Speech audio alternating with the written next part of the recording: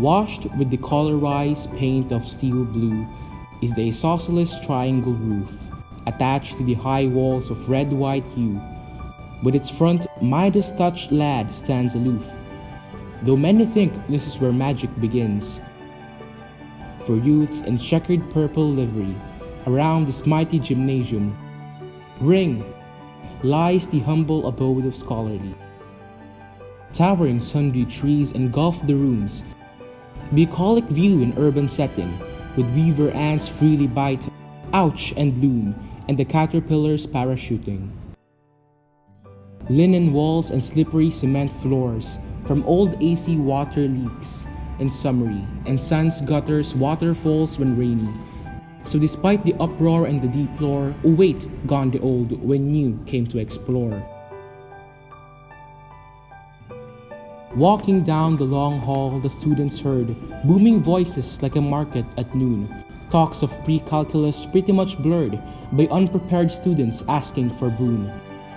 If one walks all the way down, God forbid, the pungent smell menacing whoever that passes, being all that is sordid. Just before the utopia much further, sweet smell of pancit canton and Milo. While the canteen is as hot as the sun, it's still better than Niagara Falls.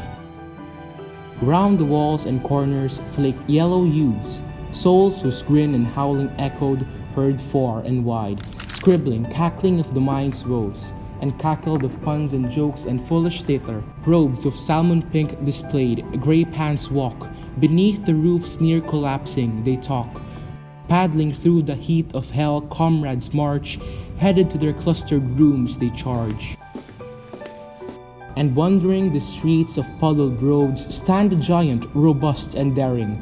Tall is he, above all else, strength bestowed, booming voice blaring, "Duck, cover and hold!" Another with the line of walking minds, stand he with grace and elegant judgment. Roads kept monitored, rubbish befriended, Atlas, the map on his back kept unbent. Going back to the classroom named after Pascal, Fleming, Mendeleev and Newton, the heat like that from hell stays much longer, while the students struggle to carry on. But they manage to gain such momentum, homeostasis or equilibrium, mingling with the valence of sodium and teachers with DepEd's memorandum. Deemed as the Einsteins from gold they gather.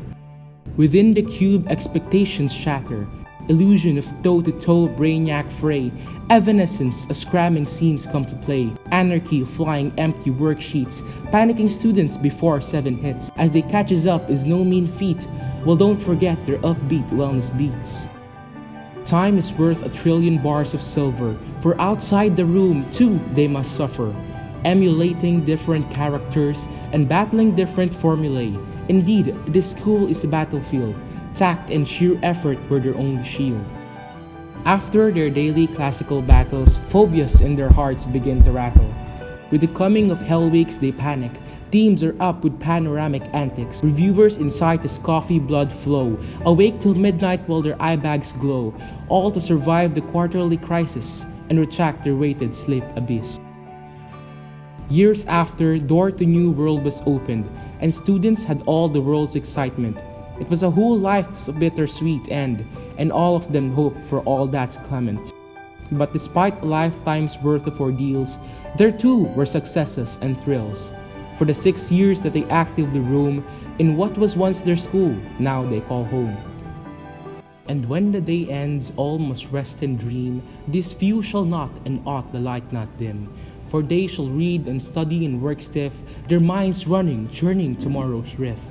And when they wake from the night's short embrace, the great Goliath, their future, they face.